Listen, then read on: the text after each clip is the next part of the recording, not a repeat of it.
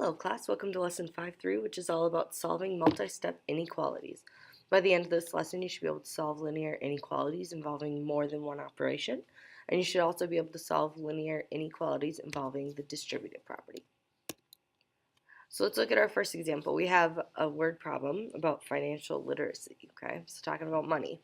The print shop advertises a special to print 400 flyers for less than the competition. The price includes a $3.50 setup fee. If the competition charges $35.50, what does the print shop charge for each flyer? So what I need to do for this problem is I need to take all of that information and write a linear inequality before I solve it. So let's look. We know that the print shop advertises the special to print 400 flyers for an amount that's less than the competition.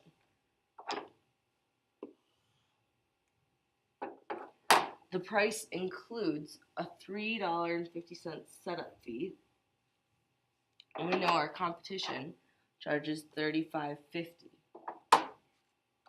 Okay, so if the print shop charges less than the competition, we know that we need our inequality to be less than $35.50.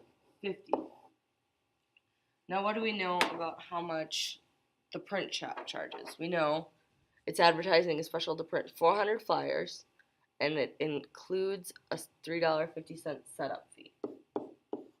So no matter what, no matter how many flyers we print, we need to pay that setup fee. Excuse me. Now we want to figure out, what does the print shop charge for each flyer? So we already know how many flyers we're going to buy. We're going to buy 400 flyers, but we don't know how much each flyer is. I'm going to say 400x. So I now have my inequality, and all I have to do is solve. So this is still similar to when we solved equations. You can tee it up, and I can subtract 350 from both sides, just like I would have with a regular equation. I'm left with that 400x, because remember, I want to get x by itself, is less than, and then 35.50 minus 350 is just $32. And if I keep going, if I want x by itself, I'm going to divide both sides by 400. I'm left with x is less than 0.08. So what does that mean? For this word problem, if x is less than 0.08, that means each flyer is less than 8 cents. Charges less than, the print shop charges less than 8 cents in order for 8 cents per flyer in order for it to be cheaper than the competition. So why don't you go ahead and try another problem like that on your own. Hopefully you determined that 50 pictures, that's how many wallet-sized pictures Rob can order and stay within his budget. Let's look at our second example. We have two inequalities where we want to solve them for the variables. So if we look at the first one, I have 23 is greater than or equal to 10 minus 2w. So if I tee it up, I can subtract 10 from both sides. So I want to isolate our variable. So I'm left with 13 is greater than or equal to negative 2w. So now, if I get the w by itself, I have to divide by a negative 2.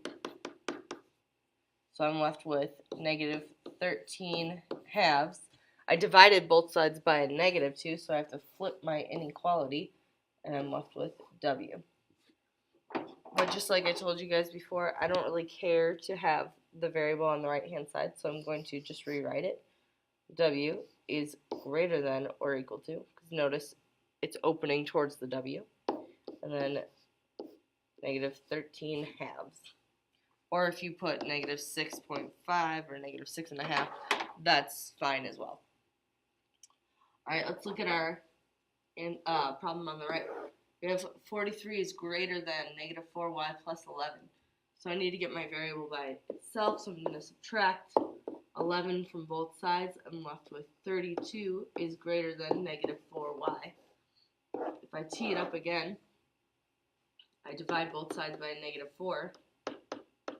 So since I divided both sides by a negative, I need to flip my inequality. 32 divided by a negative 4 is negative 8. And I'm left with y over here. I'm going to rewrite that. So my variable's on the left-hand side. My answer is y is greater than negative 8. Or if you're checking your answers in the book, remember our set builder notation?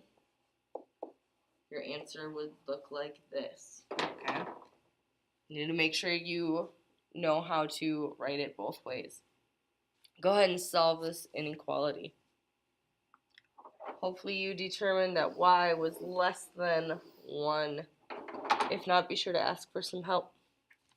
Let's look at example 3. We have a verbal expression that we want to turn into an inequality. Then once we have that inequality, we want to solve it. Okay? So we have 2 more than half of a number is greater than 27. So I know that this number is greater than 27. Okay, so I need 2 more than half a number. So remember, more than means that it gets put after our other part. This phrase, remember, flips. So our 2 is going to go over here. Our half a number goes over here. So I have plus 2 for my 2 more than. And then half a number, 1/2 a number. I'm going to choose x. So that would be my inequality. I have 1/2 x plus 2 is greater than 27. Now I need to solve it. So if I tee it up, I want to get my variable by itself, so I'm going to subtract 2 from both sides. I'm left with 1/2 x is greater than 25. Remember, I only subtracted from both sides, so I don't have to flip my inequality symbol. And now I have 1/2 x is greater than or equal to 25. So I need to divide by 1/2 because I'm doing 1/2 times x. So divide by 1/2. So if I divide by 1/2, that's the same. Dividing by a fraction is the same as multiplying by the reciprocal. So I have 25 over 1 times the reciprocal of 1/2 is just 2 over 1.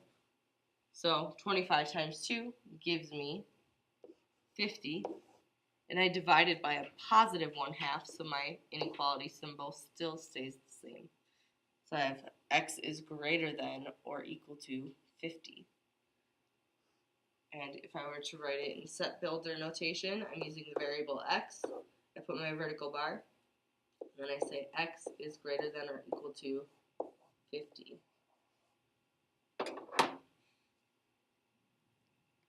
Go ahead and try writing an inequality from the sentence below, then solve it. Hopefully you got the answer 6n is greater than 4n minus 2. And then you determine that n is greater than negative 1. Okay, so now let's practice when we have parentheses as well. Your first step when you have parentheses is to get rid of the parentheses.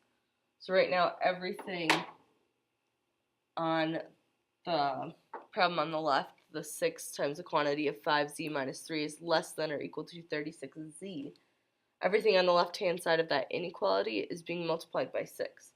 So I have 2 options. I can distribute. So if I do that, 6 times 5z gives me 30z minus 18. is less than 36z, and I can tee it up from there. I want to get my z's together on one side, so I can subtract 30z from both sides. I have negative 18 is less than or equal to 6z.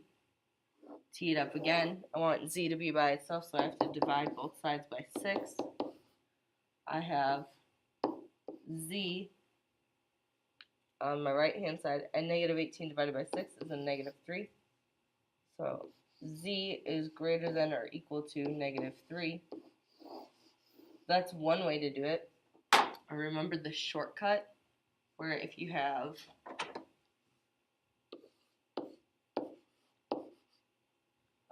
let's see, it was minus 3.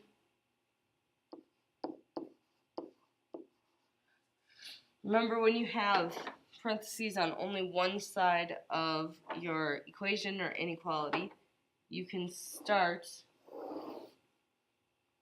by dividing by the number outside of the parentheses. So remember, if I divide this side by 6, that gets rid of the parentheses as well, because I have 5z minus 3 is less than, and then 36z divided by 6 would be 6z. If I keep going from there, I subtract 5z from both sides.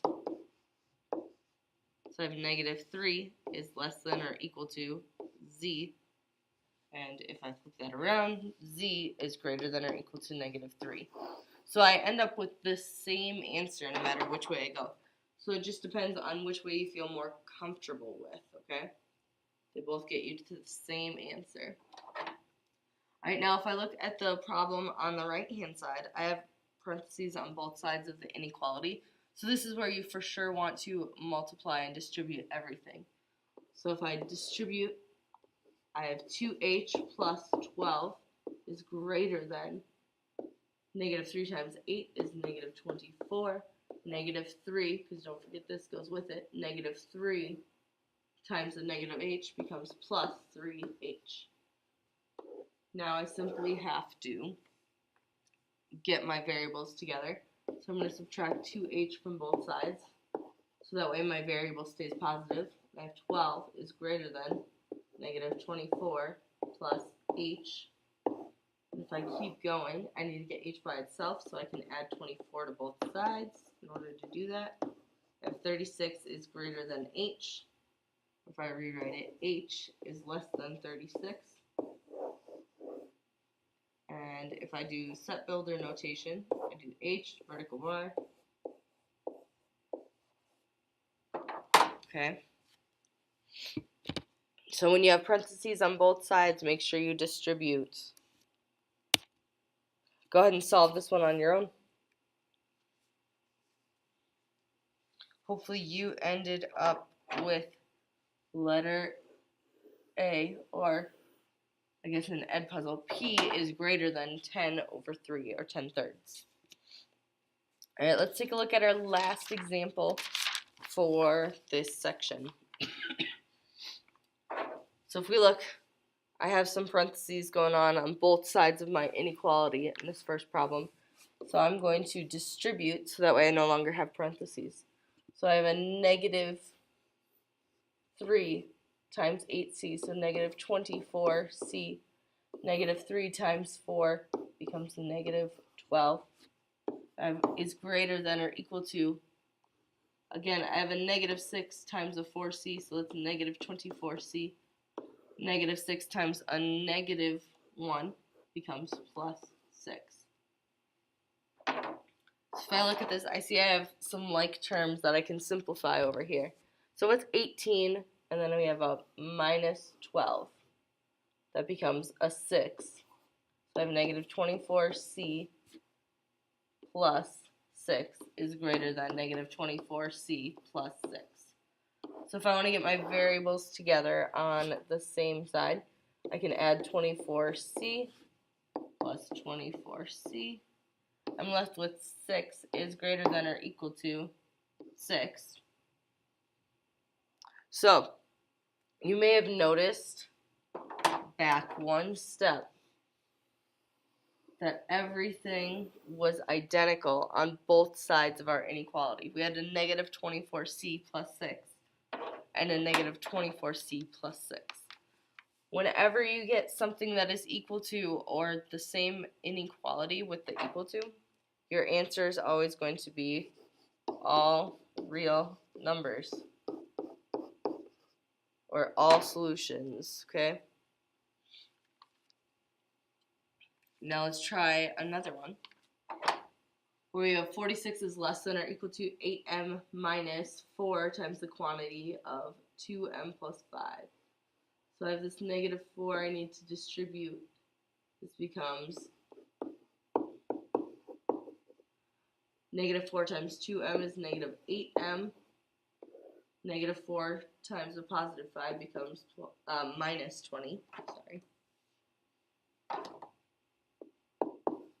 So I have 46 is less than or equal to, and then I have an 8 positive 8m minus 8m.